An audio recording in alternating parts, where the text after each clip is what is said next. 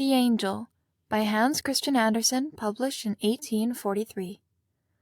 When a good child dies, an angel comes down from heaven and takes the dead child in his arms. Then the angel spreads out his wings and flies with the child to visit all the places that the little one is loved. They pick a whole armful of flowers and bring them to God. In heaven, these flowers will bloom even more beautifully than they have on earth. God presses all the flowers to his heart, but the one that is dearest to him he gives a kiss, and then that flower can sing and join in the hosanna. This was what one of God's angels was telling to a dead child whom he was carrying up to heaven.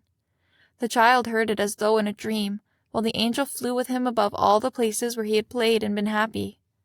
At last they came to a garden filled with the most beautiful flowers. "Which one shall we take along and plant up in heaven?" asked the angel. There was a tall rose bush whose stems some evil hand had broken, so that all the branches, with their half-open buds that had already begun to wither, lay limp all around it. "Oh, the poor bush!" cried the child. "Take it along that it may flower again up with God." The angel kissed the child for the choice he had made and took the rose bush. They picked the other flowers. Some were the most elegant in the garden, but they took some wild pansies and violets too. "Now we have enough flowers," said the child, and the angel nodded. Now they could fly up to God, but the angel tarried. Night came, and the town grew still. The angel flew with the child above the narrow streets where the poor lived. The day before had been moving day, and the lanes were filled with old straw, broken pots and plates, rags and garbage. It was a sorry sight. The angel pointed to a broken earthenware pot. Near it lay a dried-out wildflower, to whose roots a clump of soil still clung. It had been thrown out in the street together with the other trash. "That flower we shall take along," said the angel, "and I shall tell you its story while we fly." The angel picked up the dead wildflower, and they flew on their way. "Down in that narrow street," the angel began, "there lived in a cellar a little poor boy who had been ill from birth and had spent his life in bed. When he was well, he would walk around the room, leaning on 2 crutches.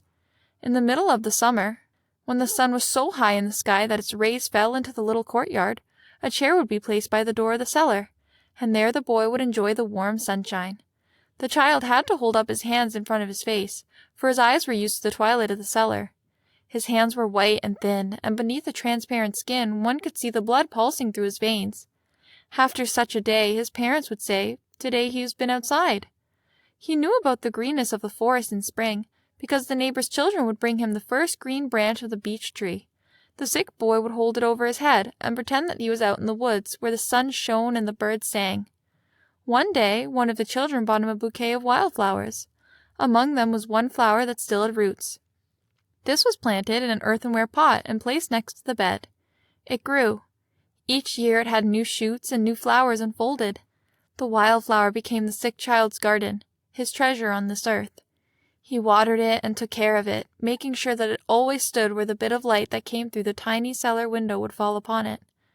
The flower became part of his world, not only when he was awake, but when he dreamed as well. It bloomed for him alone, to give pleasure to his eyes and send sweet fragrances for him to enjoy. When God called him, the boy turned in death toward the flower. He has been with God a year now. A whole year the flower stood in the window forgotten. Then it was all dried out, so it was thrown out in the street with the other garbage.